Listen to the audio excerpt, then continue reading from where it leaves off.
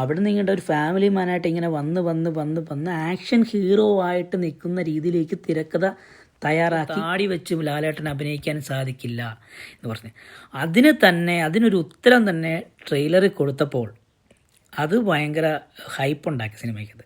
അതായത് ഒരുപാട് ചോദ്യങ്ങൾക്കുള്ള ഉത്തരവും മോഹൻലാൽ എന്ന ഒരു നടനെ കാണാനായിട്ട് പല രീതിയിൽ മോഹൻലാലിനെ ഇഷ്ടപ്പെടുന്ന പല കഥാപാത്രങ്ങളോട് ഇഷ്ടപ്പെടുന്ന ഒരേ ആൾക്കാർക്ക് ഒരു വിഷ്വൽ ട്രീറ്റ് കൊടുക്കുക. പല സിനിമകളിൽ നിന്നും നമ്മളറിയാതെ തന്നെ സിനിമയുടെ റെഫറൻസുകൾ ഉൾക്കൊള്ളിച്ചും കുറച്ച് സെൽഫ് ട്രോളുകളൊക്കെ കൊടുത്തിട്ടും ആ കഥാപാത്രത്തെ ഷൺമുഖം എന്ന കഥാപാത്രത്തെ എലിവേറ്റ് ചെയ്ത് നിർത്തുന്ന ഒരു സ്ക്രിപ്റ്റ് ഉണ്ടാക്കി എന്നുള്ളതാണ് ഈ സിനിമയുടെ ആദ്യമായ വിജയം. ആദ്യം തന്നെയുള്ള സംഭവം എന്ന് വെച്ച് കഴിഞ്ഞാൽ മോഹൻലാലിനെ ഒരുപാട് പേര് ട്രോൾ ചെയ്യുന്ന ഒരാണ്. ഇനി ഒരിക്കലും താടി വെച്ച് ലാലേട്ടൻ അഭിനയിക്കാൻ സാധിക്കില്ല എന്ന് പറഞ്ഞ് അതിനൊരു ഉത്തരം തന്നെ ട്രെയിലറിൽ കൊടുത്തപ്പോൾ അത് ഭയങ്കര ഹൈപ്പുണ്ടാക്കി സിനിമയ്ക്കത്. ഇത് താടി ഇരുന്നാൽ ആർക്കടാ പ്രശ്നം എന്ന് ലാലേട്ടൻ പറയുന്ന ഒരു സീക്വൻസ് നമ്മൾ ട്രെയിലറിൽ കണ്ടതാണ്. അവിടെ തൊട്ട് നമുക്ക് ഇഷ്ടപ്പെട്ടു തുടങ്ങി ഈ സിനിമയെ. അതാണ് സത്യം. അതുപോലെ തന്നെ ഒരുപാട് സിനിമകളുടെ റെഫറൻസുകൾ അതിൽ നിന്ന് ഞാൻ ആദ്യമേ പറഞ്ഞ പോലെ കഥാപാത്രത്തിനെ അവിടെ നിന്നും ഇവിടെ നിന്നൊക്കെ ഇതൊരിക്കലും അടിച്ചു മാറ്റിയെന്നോ ഞൊണ്ടിയെടുത്തെന്നോ ഒന്നും ഞാൻ പറയുന്നില്ല. പക്ഷേ ഇതൊരു ബ്രില്യൻസാണ്. ഒരു തിരക്കഥയുടെ രസക്കൂട്ടുകൾ ഉണ്ടാക്കുന്ന ഒരു ബ്രില്യൻസും. അതിനാദ്യമായി പറയേണ്ടത് 1992 പുറത്തിറങ്ങിയ സൂര്യഗായത്രി എന്ന സിനിമയാണ്. നമ്മളെല്ലാവരും കണ്ടാണ് ടി വിയിൽ എപ്പോഴും വരുന്നതാണ് സൂര്യഗായത്രി എന്ന സിനിമ അല്ലേ. എന്താണ് സൂര്യഗായത്രി എന്ന സിനിമയുടെ ഇതിവൃത്തം? ഒന്ന് ആലോചിച്ച് നോക്കി, ഒന്ന് ഓർത്തെടുക്കാൻ പറ്റുന്നുണ്ട് നമുക്കൊക്കെ. അതായത് മകൻ്റെ മരണത്തിൽ അനുഭവിക്കുന്ന ഒരു യാതന, ഒരു അച്ഛൻ്റെ യാതനകളാണ് സൂര്യഗായത്രി എന്ന സിനിമ പറഞ്ഞു വെച്ചത് അല്ലേ. അപ്പം അങ്ങനെ ഒരു സിനിമയുടെ ഒരു സംഭവം ഈ തുടരുന്ന സിനിമയിൽ ഉൾക്കൊള്ളിച്ചിട്ടുണ്ട്. അതുകൊണ്ട് ഈ അംബാസഡർ കാറ് ലാലേട്ടനോട് നമ്മളെവിടെയോ നമ്മുടെ ബ്രെയിനിൽ കണക്ട് ചെയ്ത് കിടപ്പുണ്ട്. പക്ഷെ നമുക്കത് പെട്ടെന്ന് കിട്ടത്തില്ല. ഈ അംബാസഡർ കാർ ലാലേട്ടൻ കാണുമ്പോൾ അത് ഒരു റെഫറൻസാണ് പഴയ സിനിമയുടെ. ഇത് അധികം പോയിട്ടൊന്നുമില്ല. ലൂസിഫറിനകത്ത സംഭവമാണ് അംബാസഡർ കാർ. അപ്പോൾ അതിൻ്റെ അകത്തുനിന്ന് ആ കാറ് ഈ സിനിമയിലേക്ക് വരുമ്പോൾ കാറ് തന്നെ ഒരു കഥാപാത്രമായിട്ട് മാറി. അപ്പം നമ്മളറിയാതെ തന്നെ പഴയ ഒരു ഇമേജ്, ലൂസിഫറിൽ കാണുന്ന ഒരു ഇമേജ് നമുക്ക് അതിനകത്ത് അവർക്ക് കൊണ്ടുവരാൻ സാധിച്ചു. അതൊരു എന്നാ പറയുന്നത്, ഒരു ബ്രില്യൻസാണ് സിനിമയുടെ എന്ന് പറയുന്നത്.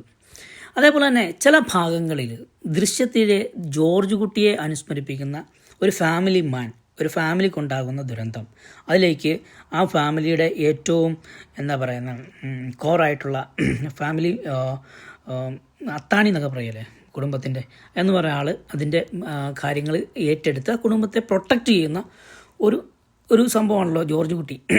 അപ്പോൾ ജോർജ് കുട്ടിയെ പോലെ ഒരു റെഫറൻസ് ശരിക്കും പറഞ്ഞാൽ ഷൺമുഖം എന്ന കഥാപാത്രത്തിലേക്ക് ശരിക്കും കൊണ്ടുവരാനായിട്ട് അവർക്ക് നമ്മളറിയാതെ തന്നെ, അതാണ് മെയിനായിട്ട് എടുത്ത് പറയേണ്ടത് കേട്ടോ, പ്രേക്ഷകരറിയാതെ തന്നെ കൊണ്ടുവരാനായിട്ട് അവർക്ക് സാധിച്ചിട്ടുണ്ട് എന്ന് പറയുന്നത്. അപ്പം പിന്നെ വേറെ ശരിക്കും പറഞ്ഞാൽ ഭ്രമരം എന്ന സിനിമ.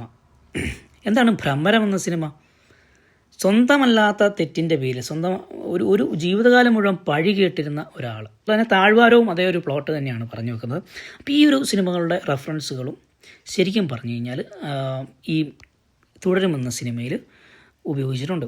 പിന്നെ 1992 പുറത്തിറങ്ങിയ സതയം എന്ന സിനിമയിലെ ചില ലാലേട്ടൻ്റെ കണ്ണുകൊണ്ടുള്ള അവസാന സീക്വൻസിലെ അതൊക്കെ ശരിക്കും പറഞ്ഞു കഴിഞ്ഞാൽ അതേപോലെ തന്നെ ലാസ്റ്റ് അതേ ഫ്രെയിമിൽ അതേ ആംഗിളിൽ ഷൂട്ട് ചെയ്തിട്ടുണ്ട്. ലാസ്റ്റ് കാണാം ആ കണ്ണിൽ ഇങ്ങനെ നോക്കി നിൽക്കുന്നത് സതയത്തിൻ്റെ റെഫറൻസാണ് ശരിക്കും പറഞ്ഞു കഴിഞ്ഞാൽ.